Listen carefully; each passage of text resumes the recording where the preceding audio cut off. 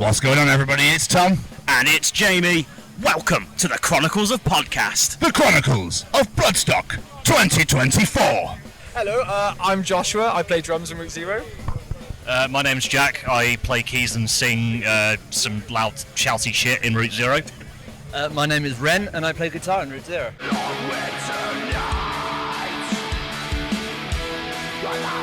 And it's an absolute pleasure to have you all here, so thank you so much for joining us. Thank you so much. Not at all. How are your personal Sundays treating you?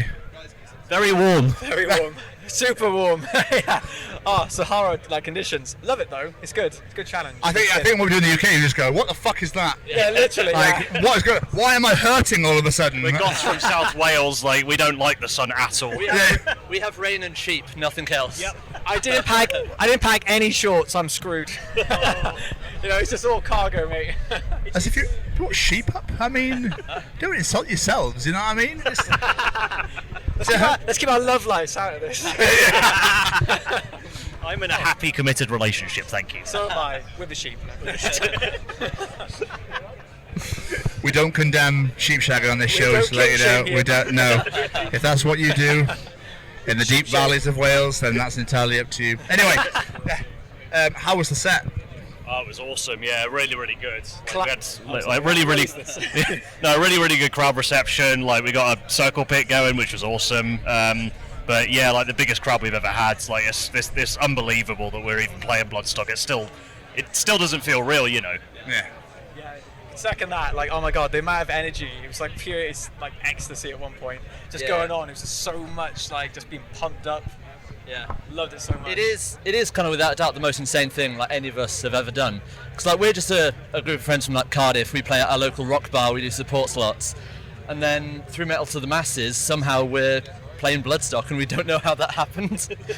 We love them to death. They're absolute legends. Yeah, forgive us a chance. But yeah, is it Fuel that you play? Yes, it's Fuel. Yeah. I just moved back from Cardiff, so yeah, I fucking love that city. That's our home field, Fuel. Yeah. It's a wonderful city. Love Cardiff, and I love Fuel. So, compared to a Route Zero show to a Route Zero festival set, do you change your set this up accordingly so people aren't so familiar with themselves? Say, is where I drop all the bangers in. We've had a relatively stable set that we've been using for the competition series as well as our actual set we've just done. But we try and sort of, when we're doing smaller shows, we sort of try and mix it up. We've got quite a lot of new music we're working on at the moment. We've got an album that we're hoping to drop by the end of this year. It's not got an official release date yet, but yeah, we try and sort of introduce some new stuff during that, all that kind of stuff. Mix it up for smaller shows, yeah, and then kind of bring out the heavy hitters for the big shows like this. Incredible. So, us as a podcast, we're ambassadors for the Sophie Lancaster Foundation. Mm-hmm. Are you aware of Sophie and the story? Yeah. Yeah. Absolutely. Incredible. Yeah. So, we're talking to artists this weekend to try and find out a bit more about the stereotypes and the assumptions you may have had upon you because you're part of this community.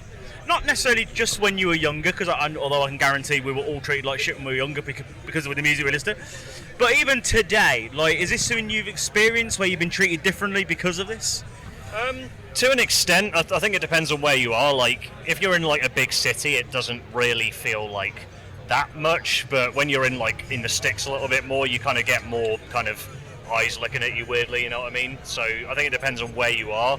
I grew up in a very religious household in the south of London, kind of southeast England suburbia. So when I was first getting into it, I had a lot of people saying fuck, I still remember when I was getting into Yu-Gi-Oh and stuff when I was a kid, and I was getting told by people at church put those demon things away and all that kind of bollocks. So Yu-Gi-Oh? Yes, Yu-Gi-Oh. Demon in Yu-Gi-Oh. There were people at my church who thought there were demons in Yu-Gi-Oh cards. Yes. Okay, just checking I heard that right. But yeah, I think it like I said, I think it varies depending on where we are. Yeah, I've been quite lucky myself. Usually it's just things if I did this, it's it's usually just getting homophobic slurs from a car, brave people shouting at you from a moving vehicle, that type of vibe. Real, gentlemanly, classy people. But I'm used to moving things away from me. but I've been quite lucky myself. But I have known a few people growing up who've been physically assaulted for dressing metal and stuff like that. So yeah, I've been around that and I fucking hate it. Anyone who does that, fuck you. Absolutely. Pretty much. It's like you're saying you've known people that have gone through it, but sometimes it's not just going through it, it's the fear of it happening. There is that. Yeah. I know this happens to people. Yeah. Looking over your shoulder, you know, that can happen just to anyone and everyone. Yeah. Absolutely. Yeah.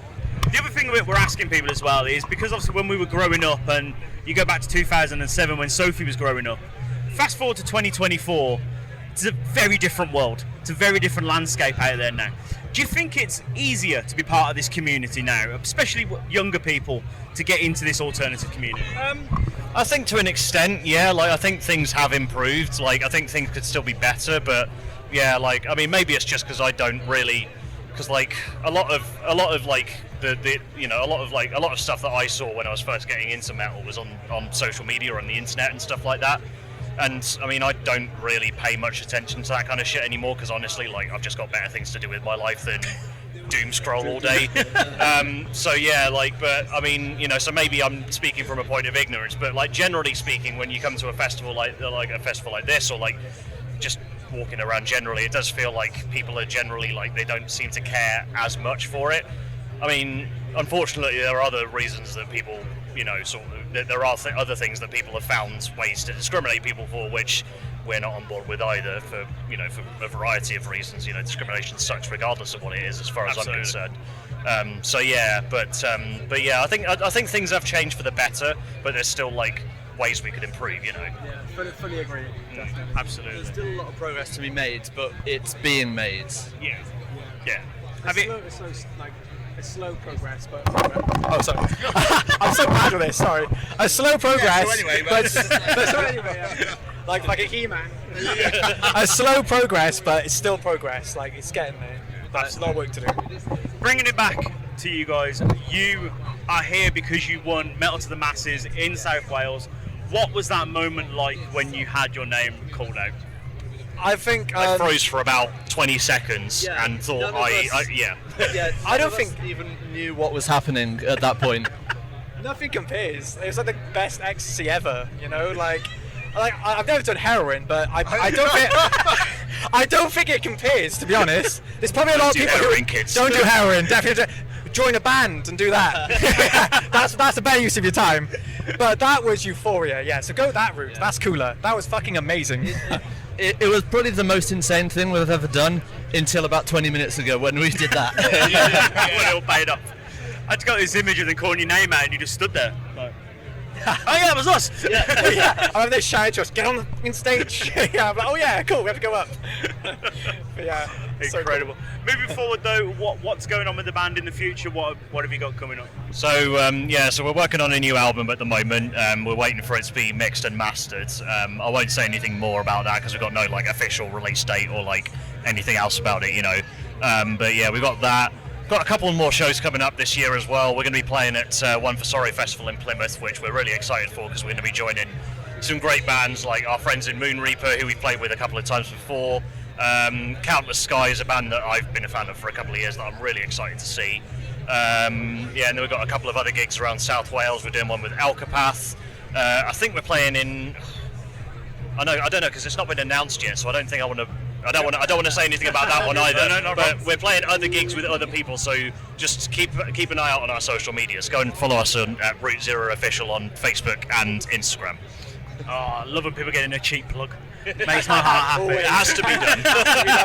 Thank you so much for taking the time out and chatting with us today. It means the absolute world. Thank you so much. I do. Appreciate it. Thank you. Thank you so Thanks, much. Tom. Thank you, man. Have a wonderful rest of your weekend, all right? You too, guys. Bloodstock is so much. amazing. Yes. Incredible.